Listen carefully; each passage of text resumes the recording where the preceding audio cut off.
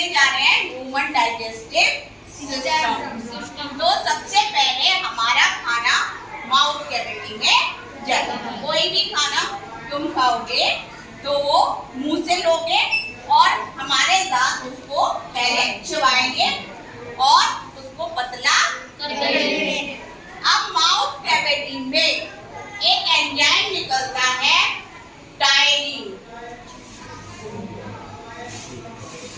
Ptyalin एक enzyme निकलता है जो कार्बोहाइड्रेट को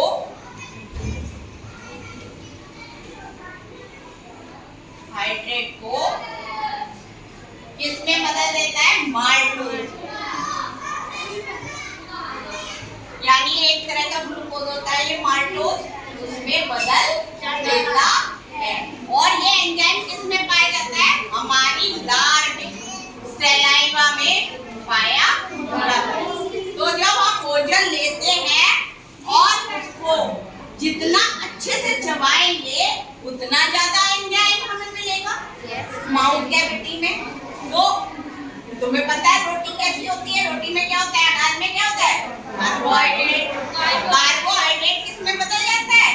ग्लूकोज। माल्टोज एक प्रकार का मीठा पदार्थ है, ग्लूकोज है, इसलिए हमें रोटी मीठी लगती है। तो जितनी ज्यादा देर हम रोटी को चबा चबा कर खाएंगे उतनी रोटी हमें कैसी लगेगी? मीठी लगेगी।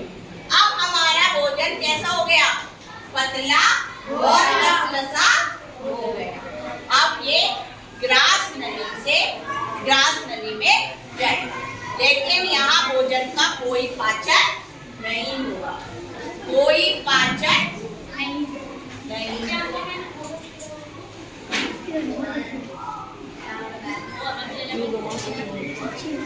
माउथ कैविटी में किसका पाचन हुआ था?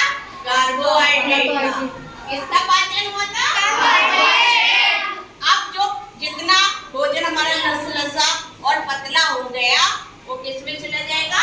ग्रास नली। यहाँ कुछ नहीं होगा, कोई पाचन नहीं होगा। उसके बाद ये जाएगा हमारे पेट में यानी कि स्टोमच में, आमाशय। ठीक है, यहाँ पर लीवर है, ये सबसे बड़ी ग्रंथि है हमारी। लीवर क्या है? सबसे बड़ी ग्रंथि। यहाँ से और कुछ एंजाइम निकलेंगे, पेप्सिन और रेनिन। ये दो एंजाइम निकलेंगे और साथ में श्लेष्म निकलेगा। श्लेष्म में कौन सा अम्ल होगा? हाइड्रोक्लोरिक अम्ल। कौन सा अम्ल होगा? तो हमारे आमाशय में 3 चीज निकलेंगी जो लीवर से एंजाइम जो आमाशय में मिलेंगे। कौन से एंजाइम है वो? पेप्सिन और रेनिन। कौन से एंजाइम है? पेप्सिन और रेनिन। और एक अम्ल हाइड्रोक्लोरिक अम्ल। ये हमारा अम्ल है तो हमारे भोजन को कैसा करेगा? अम्लीय। कैसा बना देगा? अम्लीय। ठीक है, 1 मिनट स्टॉप करो। आमाशय में भोजन आ गया, उसमें 2 एंजाइम निकले, पेप्सिन और रेनिन। पेप्सिन क्या करता है? प्रोटीन का पाचन करता है और रेनिन दूध को किसमें बदलता है? अब इसका क्या काम है? HCl का। HCl का काम ये है कि भोजन का माध्यम कैसे बना देता है? अम्लीय। तुम जानते हो अम्लीय में क्या होती है? आग। तो भोजन किससे बचेगा? जब हमारे पेट में अग्नि होगी तो बचेगा भोजन। तो एक तो ये हमारे पेट में जब हम खाना खा रहे हैं थोड़ी बहुत गंदगी तो चली ही जाती है, तो उसमें जो बैक्टीरिया होते हैं उनको क्या कर देता है? खत्म कर देता है, मार देता है, जो हानिकारक बैक्टीरिया है। दूसरा हमारे भोजन को क्या बना देता है? अम्लीय बना देता है। तुमने सुना होगा खाना खाने से तुरंत पहले और खाना खाने के तुरंत बाद पानी नहीं पीना चाहिए।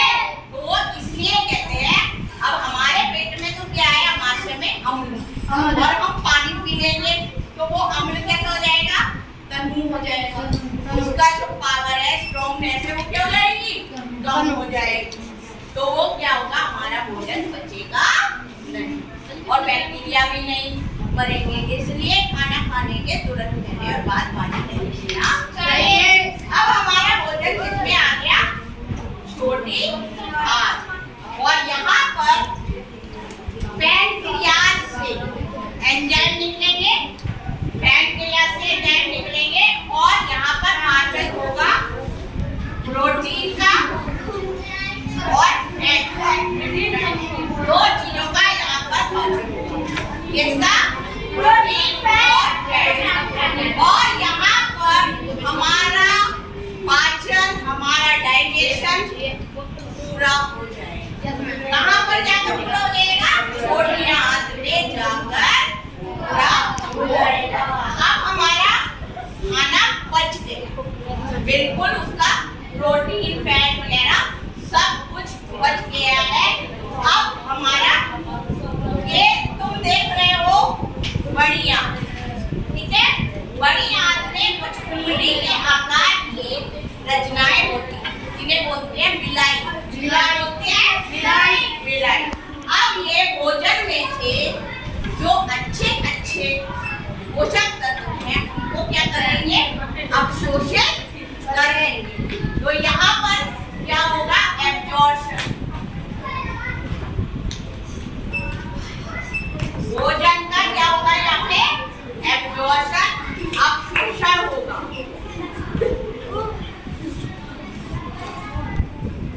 बड़ी आंत में भोजन में से जो अच्छे अच्छे पदार्थ हैं उनको अवशोषित कर लिया जाएगा और उसके बाद जो अच्छे पदार्थ हैं उनका उपयोग, उनसे हमें क्या मिलेगी, ऊर्जा।